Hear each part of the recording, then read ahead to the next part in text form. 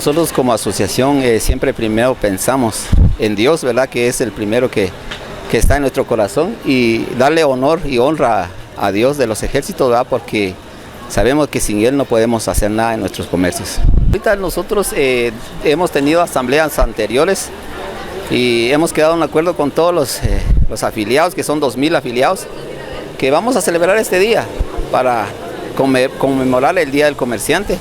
Y usted, si se da cuenta que todas las calles están adornadas, ¿por qué? Porque se está celebrando el Día del Comerciante, ¿verdad? ¿Esto año con año se lleva a cabo? Sí, cada año nosotros primero damos la honra a Dios y luego pues adornamos nuestros puestos porque estamos agradecidos, nos deja trabajar día con día, ¿verdad? Porque ahí nos ganamos el pan de cada día, ¿verdad?